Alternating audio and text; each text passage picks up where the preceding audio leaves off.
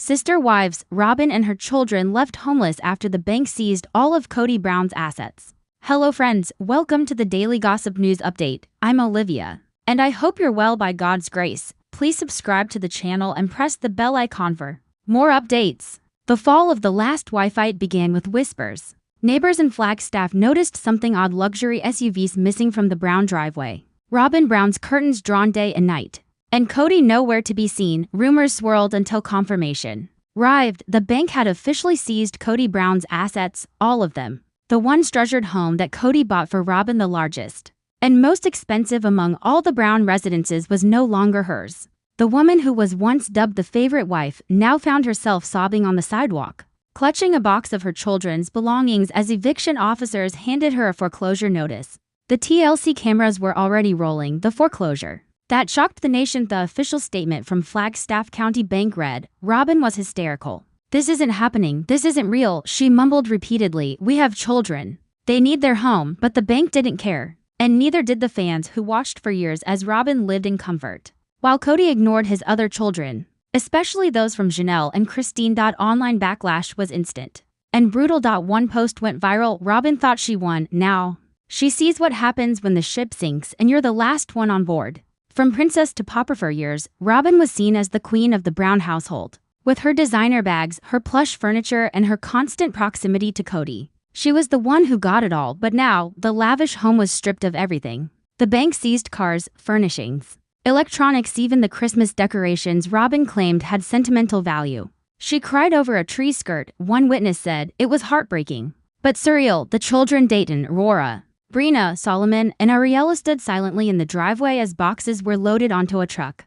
No one said a word. Robyn turned to the TLC cameras and said, "We didn't deserve this. My kids didn't deserve this. We were loyal. Where was Kody?" As Robyn faced the emotional collapse of her life, many fans asked one question: where was Kody Brown? The answer: gone. Reports emerged that Kody had retreated to a friend's ranch in southern Arizona, having left Robyn to handle the legal and emotional fallout alone. Allegedly, he blamed her. A leaked voicemail had Kody saying, "I gave you everything, and now it's all gone. Maybe if you hadn't insisted on the Flagstaff house, maybe." The voicemail cut off mid-rant, but the damage was done. Robyn's greatest protector had now become her greatest regret. The children break their silence for the first time. Robyn's older children, Aurora and Dayton, spoke out. Aurora took to Instagram Live. "People think we're spoiled. We're not. We were just trying to survive. We didn't ask for favoritism. We didn't ask for the spotlight." Dayton added, "All I wanted was peace. Now I'm homeless with my siblings. This isn't reality TV, it's our life." Public sympathy grew for the kids. Many fans began separating the children's experience from Robyn's decisions. Some even created fundraisers to help them relocate, but others were unforgiving. Karma for Robyn. But the kids, innocent. Let's not forget that, wrote one fan page. Janelle and Christine react. Janelle Brown, always the practical one, expressed frustration but not surprise. "I saw the writing on the wall years ago," she said during a Sister Wives Tell All segment. "I begged Kody to manage things better. He refused." Christine, now married to David Woolley, had a sharper tone. "You prioritized one wife, you ignored your other kids. And now even that wife is homeless. What does that say about your leadership?" Christine and David reportedly offered temporary shelter to Robyn's children but not Robyn herself. "We have room for the kids, but Robyn needs to face her choices," Christine allegedly said. Mary Subtle Digmary, the first wife and the most distanced from the drama, couldn't help but throw shade. In a cryptic Instagram post, she wrote, "Sometimes the tower has to fall before the truth comes out." Fans interpreted it as a direct reference to Robyn's downfall. Mary later confirmed during a podcast interview, "I was made to feel less than. Now, the one who was made to feel more than is facing what the rest of us lived with for years: abandonment." TLC's crisis responsable scrambled behind the scenes. Season 19, which was already slated to focus on the fallout from Garrison's tragic death and Kody's fractured relationships, suddenly had a new headline: Robyn Brown, homeless. Producers rushed to document every moment. Camera crews followed Robyn to a local motel where she attempted to calm her crying children. She appeared disheveled, tired, and emotionally broken. "I can't believe this is happening on camera," she whispered to a producer, "but maybe now people will see I'm not the villain. I'm the victim too. Robyn made mistakes, but no woman and her children deserve to be thrown on the street," one user posted. Others weren't so forgiving. "She helped destroy this family. Now she feels what the rest felt. This is justice. Polls showed the public was 80% sympathetic to the children, but only 24% sympathetic to Robyn. The last argument in a scene rumored to be part of the season 19 finale, Kody and Robyn met at a park bench. No cameras were allowed during the first part of the conversation, but audio leaked. Robyn shouted, "Greater than you told me we were secure. You said the house was ours." Kody replied, "Greater than you wanted the biggest house. You wanted the best. I gave it to you, and now we've lost everything." Robyn, breaking into tears, said, "So you're blaming me?" To which Kody whispered, "You always wanted more, and I let you." Rora's breakdownies after being evicted. Rora suffered a panic attack that made headlines. She was rushed to a local hospital after collapsing at a motel lobby while trying to book rooms for her siblings. Robyn was reportedly inconsolable, screaming at nurses. This is all Kody's fault. Doctors advised trauma therapy for all the children, recommending relocation to a calmer environment. The family's GoFundMe surged in donations after this incident, with fans expressing outrage and heartbreak over the children's situation. Christine offers a solution in a surprise interview. Christine and David Woolley proposed taking in Solomon and Ariella permanently. They're young. They need structure, stability, and love, said David. We can give them that. Robyn was furious. You want to raise my children after taking my husband, she allegedly said. Christine responded, you didn't just lose your husband, Robyn. You lost your reality. As of now, Robyn has moved into a temporary apartment provided by TLC for filming purposes. It's far from her previous luxury, but fans say it's a necessary wake-up call. Insiders say she's considering writing a book, possibly titled, The Truth Behind the Tears, My Life as the Last Sister. Wifey others say she's in talks for a spin-off, though TLC is hesitant due to viewer backlash. Meanwhile, her relationship with Kody is at its breaking point. They haven't been seen together in weeks. Kody's reputation in ruins. No longer a proud patriarch, Kody now finds himself publicly ridiculed. Former fans have launched petitions demanding TLC end sister wives altogether. He failed as a husband, father, and financial planner, one tweet said. He destroyed everyone including himself. Kody, reportedly working as a freelance consultant, now lives in a rented RV near the Arizona border. Once known for commanding for households, he now commands nothing, with the last wife broken. The final thread of the Brown family tapestry has unraveled. Janelle, Christine, and Mary are thriving. Their businesses are booming. Their children are safe, and they have shed the toxic environment they once lived in. But Robyn? She sits in a motel lobby, scrolling through hateful comments, wondering how it all fell apart. Her children sleep restlessly on pull-out couches. The once proud matriarch is now just another broken soul, left in the wreckage of Kody Brown's failed dreams. This story isn't just about polygamy. It's about power, favoritism, delusion, and denial. Robyn believed she won. In the end, she lost everything, and perhaps now, as her children ask why their home is gone, she'll see that being the favorite isn't worth the cost of isolation, resentment, and collapse. Because when the money runs out and the husband flees, all that's left is truth. And the truth is, no wife deserves to be left homeless, not even the last one. Sister wives. Desperate, Kody begs Janelle for financial help, but she tells him to leave her house.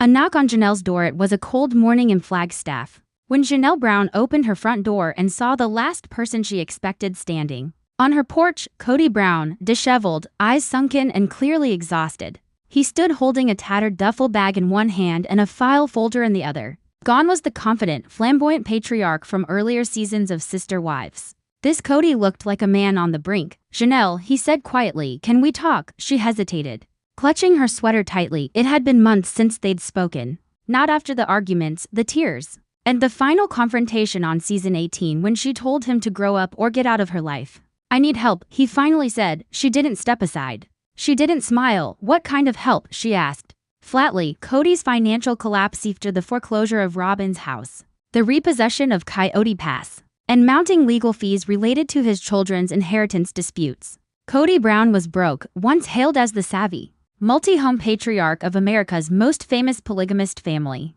Kody had over-leveraged his properties, mismanaged family funds, and, according to insiders, put nearly every asset in Robyn's name, leaving himself legally exposed and financially naked. When the banks came calling, they didn't knock. They barged in. Kody ignored all the warnings, a source close to the family said. He kept thinking the show money would save him. But Sister Wives isn't what it used to be. Ratings don't pay your mortgage. Robyn, overwhelmed and emotionally paralyzed, reportedly told Kody, fix this. I can't, you're the husband. So he went to the one woman he believed would still care, Janelle. Janelle's independent path, and like the other wives, Janelle had always been financially savvy. She managed her own businesses, handled the family taxes for years, and was the first wife to live off-grid in an RV by choice.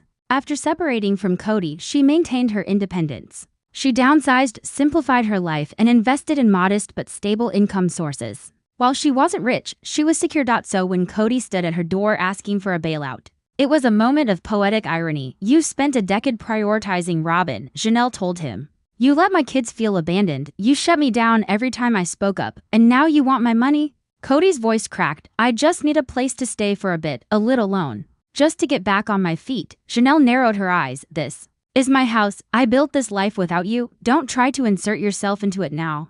The argument heard around the world. What started as a calm conversation quickly erupted into a screaming match. You chose this, Kody, Janelle shouted. You married Robyn legally. You funneled our family's resources into her house, her kids, her lifestyle. You let everything fall apart while the rest of us scrambled to survive. Kody lashed back. I gave everything to this family. I had to choose someone to trust. Robyn was the only one who supported me. Janelle laughed bitterly. No, she just told you what you wanted to hear. The camera crew, who had been given permission to film the reunion for season 19, stood stunned as years of resentment boiled over in real time. At one point, Kody fell to his knees. I'm losing everything, he said. My kids, my wives, my home. I don't know who I am anymore. Janelle, tears forming in her eyes, whispered, maybe it's time you found out without dragging us down with you. A mother first. Janelle's children, Gabriel, Garrison, whose recent passing still haunts the family, Hunter, and Savannah, had all suffered in the fallout of Kody's favoritism. I saw my kids cry for your attention, Janelle told him. You made them feel like they didn't matter. Do you think I forgot that? Kody tried to pivot. I'm here now. I want to make it right, but it was too late. You don't get to come back now that you're broke and lost. My kids needed you then, not now. In a confessional, Janelle revealed what she'd been holding in for years. Kody thinks everything is fixable with words, but he left scars, deep ones, and I won't let him hurt us again. Christine weighs in after the incident. Christine called Janelle to check in. You okay? She asked. I'm fine, Janelle replied. He showed up looking like a ghost. Begged for money. I told him to get out. Christine sighed. He did the same with me last month. Asked if David could lend him $5,000. Can you believe that? They both laughed, but it wasn't a joyful laugh. It was the kind of laugh that comes from pain. He's lost, Janelle said. And he wants to drag everyone down with him, Christine added. Don't let him. I won't. Robyn's silent breakdown. Back in her temporary apartment, Robyn was barely functioning. According to producers, she was skipping scheduled filming, crying uncontrollably, and refusing to engage with Kody. She expected Janelle to help, one source said. She assumed Janelle still had feelings for Kody and would swoop in to save them. Instead, Janelle slammed the door metaphorically and literally. In a tearful scene filmed weeks later, Robyn sobbed, we were supposed to grow old together. All of us, now everyone hates us, and we have nothing. Kody's last stand after being rejected by all his former wives. Kody finally admitted on camera, I don't know how to be alone. I don't know how to start over. I always thought I was the glue holding the family together. Turns out, I was the hammer breaking it apart. He tried renting a room in town but was denied due to poor credit and no verifiable income. With TLC scaling back his pay due to the show's uncertain future, he found himself applying for jobs, real jobs, for the first time in decades. According to leaked reports, Kody applied to be a car salesman, a real estate assistant, and even considered starting a YouTube channel to tell his side of the story. The internet reacts. News of Janelle's rejection of Kody went viral. Janelle is a queen for telling that man to leave. Kody wanted help from the woman he ignored for years? Nah, go cry to Robyn. You reap what you sow. Janelle built peace. Kody built an illusion. Kody gets what he deserves. Janelle finally breaks free. Kody Brown, from patriarch to parasite. 3 weeks later, Kody returned to Janelle's home once more, this time to apologize. I won't ask for anything, he said. I just wanted to say I'm sorry. Janelle stood on the porch, arms crossed, silent. I failed you. I failed them. I failed everyone. I hope someday you can forgive me. Then he turned and walked away. Janelle never said a word. Later, in a confessional, she said, I've spent years giving him second chances. I won't give him a third. I have peace now. I won't trade it for pity. A new era for Janelle, free of Kody. Free of expectations, Janelle is now focusing on her own life. She's working on a wellness book, expanding her health coaching business, and planning to build a small sustainable cabin on what's left of Coyote Pass. If the legal mess ever clears, fans adore her new sense of independence. She's become an icon of strength, wisdom, and boundary setting. She taught us all something. One fan wrote, "Loyalty is not the same as self-sacrifice. You can love someone and still walk away." The end of the patriarchs of now, Kody. Lives in a rented RV on the outskirts of town. No wives, no compound, no control. Just a man alone. Surrounded by the debris of the empire he tried to build and broke with his own hands. In a rare moment of vulnerability, he admitted, "I thought I was the center. But maybe I was just the storm," the woman who closed the door when Kody knocked. Janelle didn't just close her front door, she closed the door on decades of silence, suppression, and suffering. She closed the door on betrayal. She closed the door on a man who once claimed to lead but never listened. And as she turned the deadbolt, she turned a new page in her life, one written by her, for her, with no Kody Brown in sight. Sister wives, Robyn always forbade her children from mixing with others. The isolation that tore the family apart. The wall Robyn built from the moment Robyn Brown joined the Brown family. On Sister Wives, she stood apart not just in the viewer's eyes, but also within the family dynamic itself. What began as a new chapter for the plural family quickly turned into a story of subtle exclusion, hidden boundaries, and whispered rules, while the original wives Mary, Janelle, and Christine raised their children in a shared, loosely structured household where cousins felt like siblings. Robyn brought with her a different parenting philosophy, one that, insiders now claim, created deep divisions in the family for over a decade. She always kept her kids separate, a former family friend revealed. Even during family gatherings, there were invisible lines. Robyn didn't want her children getting too close to the others. What started as polite parenting preferences quickly turned into full-blown emotional barricades. The rulebook of Robyn. According to multiple insiders, Robyn implemented a strict set of unspoken rules when it came to her 5 children: Dayton, Aurora, Brina, Solomon, and Ariella. These included no sleepovers at the other Brown wives' homes, no sharing bedrooms with step-siblings, no unsupervised phone calls or video chats with half-siblings, no participation in spontaneous family road trips unless Robyn was present, strict regulation of who they sat with during family dinners or events. At first, the other wives chalked it up to new parent anxiety. But as the years passed, it became clear Robyn was drawing a line between her kids and everyone else's. She called it protection, Janelle later said in a confessional, but from what? From their own family. The other wives speak out. Isolationist parenting style didn't sit well with the other wives. Christine, who raised 6 of Kody's children, was the first to speak out. "Our kids are used to being together, sharing toys, rooms, memories. But when Robyn came, it was like her kids were royalty and the rest of us were the staff," she said bitterly. Janelle agreed. "My boys tried to include Dayton in outdoor games, but he was always called back inside. It happened too many times to ignore." Mary, who once tried to bond with Robyn early on, later distanced herself. She had walls up around her kids, around herself, around Kody. It was like she didn't want to blend in, she wanted to stand out. Kody's blind eye through it all. Kody Brown refused to acknowledge the growing rift. "She's just cautious," he would say. "She's had a tough past. She's trying to be a good mom." But critics and his other wives weren't buying it. They argued that Kody didn't just allow the isolation. He enabled it. "She made the rules, and he enforced them," Christine stated. Even if it meant excluding his other kids, viewers began to notice it too. Episodes showed Solomon and Ariella rarely playing with cousins. Robyn's older children remained quiet and reserved, sitting out during group activities or retreating to separate rooms during family dinners. It wasn't subtle. It was systematic. The impact on the Brown children, the emotional toll on the children, was immense. Gabriel and Garrison, Janelle's sons, admitted in later episodes that they never felt like true brothers to Robyn's kids. "We lived on the same land," Gabriel said, "but we were strangers. My dad made it clear where his priority was." Garrison added, "It wasn't with us, it was with Robyn and her kids." Christine's daughter, Isabel, also shared her pain. "I wanted to be close with Aurora, I tried. But every time I'd text or invite her to hang out, there'd be an excuse. After a while, I stopped trying." The division wasn't just social, it was emotional, spiritual, and deeply psychological. Aurora's struggle. One of the most heartbreaking revelations came from Aurora, Robyn's eldest daughter. In a recent leaked clip from Sister Wives, Season 19, Aurora tearfully confessed, "I didn't want to be separate. I just didn't know how to be close. My mom was always scared, and that fear became our boundary." She described feeling pressure to remain perfect in Robyn's eyes. "If we got too close to the other kids, it meant losing focus. And focus meant loyalty. Loyalty meant safety." Her voice trembled as she said, "I was taught to see them as different, but they weren't. They were my family." Robyn's justification, a rare emotional monologue. Robyn attempted to explain her actions. "I've been through trauma," she said.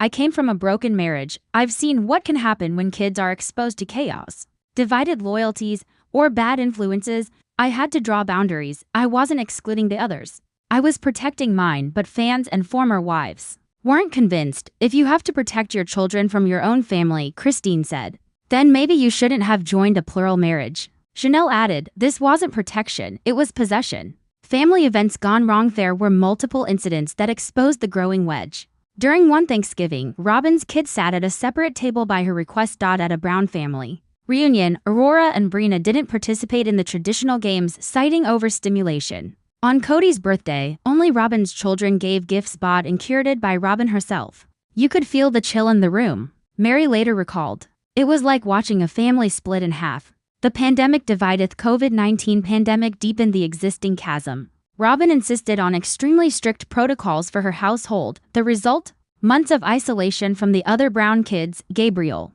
and Garrison accused Kody of using COVID as an excuse to avoid seeing them. Meanwhile, he was spending nearly all his time at Robyn's home. "Dad said he couldn't see us because of COVID," Gabriel said. But he was with Robyn every single day. Fans labeled Robyn's house the fortress of control. Christine later said, "Greater than she weaponized health. She used it to pull Kody closer and push us further away." The breaking point. Emotional fallout reached a peak when Christine announced she was leaving Kody. In her final sit-down, she pointed directly at Robyn's role in the family's collapse. "You isolated your kids. But you also isolated Kody. You changed him. You made him fear connection, fear vulnerability, fear difference." Kody sat silently, looking at his hands. Robyn, for once, didn't cry. She just looked away. The children speak out. Again in the wake of Christine's departure, more Brown children began speaking out. Savannah, Janelle's youngest daughter, "Greater than I always wondered why Solomon never came over. Why Ariella didn't play with me. Now I understand. They weren't allowed to."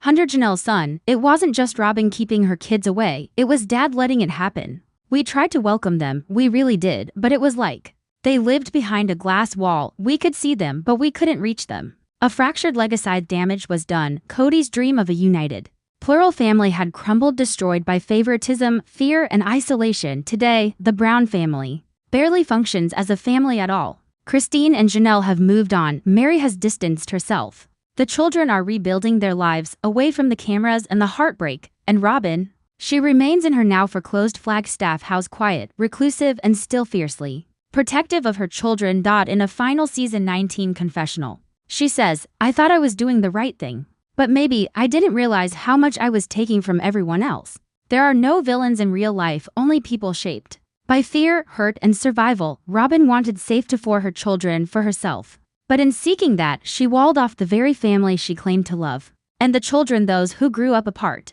behind invisible fences, now bear the scars of a family that never fully blended.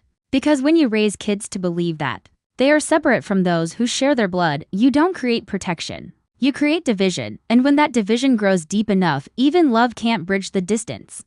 Sister wives. Mary Brown has always had a soft spot for Kody, but Kody has never understood her for years. Sister Wives viewers have watched the quiet yet turbulent story of Mary Brown unfold before their eyes as the first wife of Kody Brown. Mary's journey through plural marriage has been fraught with emotional heartbreak, deep loyalty, and a growing realization that her devotion may have been tragically one-sided. While Robyn, Christine, and Janelle have each had their own unique dynamics with Kody, Mary's connection with him has always been the most complicated because at its core, it was built on hope and longing. And yet, despite Mary's consistent emotional availability and yearning for validation, Kody never seemed to truly understand her, not as a partner, not as a woman, and certainly not as the foundational figure she once was in the Brown family. In this in-depth exploration, we dive deep into Mary's emotional saga, from her early days of love and belief in plural marriage, to the betrayal, isolation, and eventual self-awakening that defined her later seasons.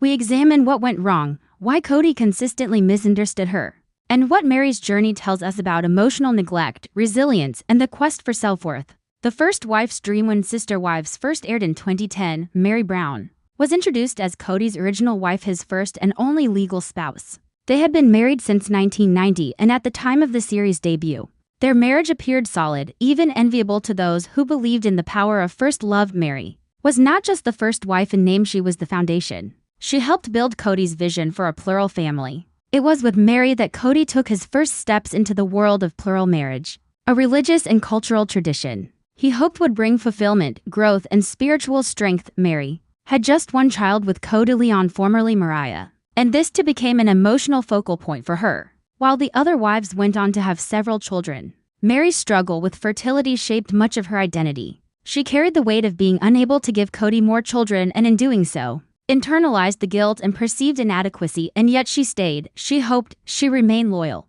The emotional drift as Kody married Janelle, Christine, and later Robyn, Mary's role began to shift. From being the sole legal wife, she became one of many. And while polygamy is built on shared love and spiritual unity, Mary often felt displaced both emotionally and logistically. Her bond with Kody, once strong, became distant. Viewers began to notice how rarely they shared affectionate moments on screen. In fact, Mary herself spoke often about the emotional canyon that was growing between her and Kody. At times, her longing for his attention was painfully visible. She would light up when he complimented her or even looked at her with kindness. But those moments became fewer and farther between. Instead, Kody often spoke of Mary with irritation or confusion, as if he couldn't understand why she was still emotionally invested. And that's the tragedy. Mary was pouring love into a well that had already dried up. Her soft spot for Kody was met not with tenderness or gratitude but with detachment. The betrayal that broke her everything changed in 2014 when Kody divorced Mary legally, not spiritually, so that he could marry Robyn and adopt her children from a previous marriage. While this was done for legal and logistical reasons, it cut Mary deeply. She was no longer the legal wife, she was now a symbolic presence, a placeholder. And despite Kody's claims that the spiritual connection mattered more than the paperwork, Mary knew something fundamental had shifted. It was shortly after this divorce that Mary's infamous emotional affair occurred. Feeling isolated and emotionally abandoned, she began speaking online to someone she believed was a man named Sam. It turned out to be a catfish. The entire situation exploded into public scandal, and Kody used the event as a wedge, claiming it was proof that Mary had betrayed the family. But many fans saw it differently. To them, Mary had simply reached for affection and understanding where she could find it. She was a woman drowning in emotional solitude, desperately seeking anyone who would listen. Kody's misunderstanding. Kody has often said that he doesn't know what Mary wants, that she sends mixed signals, or that her presence in his life confuses him. But the truth is clear to almost everyone watching. Mary wants to be loved. She wants to feel seen. She wants Kody to look at her the way he once did in their early years. Unfortunately, Kody's emotional bandwidth appears limited when it comes to Mary. While he's made emotional investments in Robyn and, to a lesser extent, Christine and Janelle, he has shown little effort to understand the deep emotional reservoir that defines Mary's soul. He often speaks of her with cold detachment. In one telling interview, he even admitted he no longer considered himself married to Mary. It was a brutal moment, not just for her, but for the viewers who had watched her endure years of emotional starvation. The public shame. Throughout all this, Mary has remained publicly composed. She hasn't lashed out. She hasn't attempted to damage Kody's reputation or sabotage the other relationships in the family. Instead, she's leaned into personal growth. She's taken solo trips. She's focused on her bed and breakfast in Utah. She's posted inspirational quotes on social media. She's attended therapy and opened up about her journey of self-worth. But even as she rises, Kody continues to misunderstand her. He sees her independence as withdrawal. He interprets her silence as bitterness. He fails to realize that Mary's transformation was never about revenge, it was about survival. A love that was never equal. One of the hardest truths that sister wives fans have had to accept is that Mary may have loved Kody more than he ever loved her. From the beginning, she gave him everything: her heart, her loyalty, her time, her trust. But the return on that emotional investment was always lacking, and yet, Mary never turned cold. She never stopped believing in the possibility of love, even when she was cast aside. She left the door open. Even when he ignored her, she waited. Even when he told the world he no longer loved her, she grieved silently and with grace. That kind of soft spot is rare and painful. Mary's final stand as season 19 unfolds. Many believe that Mary may finally be closing the chapter on her marriage to Kody. The woman who once clung to hope has become someone new, someone stronger. She no longer begs for attention. She no longer waits for the phone to ring. Instead, she builds her life with intention, surrounded by people who actually care for her. While Kody fumbles through the wreckage of his broken family, Mary has become a symbol of quiet resilience. Her soft spot for him may never fully disappear, but it no longer controls her. And perhaps that's the most powerful transformation of all. What the viewers say. The Sister Wives fandom has always had mixed feelings about Mary, especially during the catfish scandal, but in recent years, support for her has grown tremendously. Fans now see her as someone who was emotionally gaslighted, isolated, and misjudged for far too long. They admire her dignity, they applaud her strength, and they hope she finds the kind of love Kody never gave her. Some even believe Mary's story is a cautionary tale about emotional neglect in plural marriages and the importance of recognizing one's worth outside of a partner's validation. The future without Kody. Mary's path forward may not include a husband, but it will certainly include freedom. She has options now, opportunities to travel, to write, to speak publicly about her experiences. She's no longer confined by Kody's lack of interest. She no longer has to justify her pain to someone who refused to listen. Her story has become a blueprint for emotional self-preservation. And if one day she meets someone who truly sees her, someone who understands her complexities and honors her heart, she'll be ready. Because even after everything, Mary's soft spot hasn't turned hard, it's simply become wiser. The love that lingers. It's heartbreaking to love someone who never truly understood you.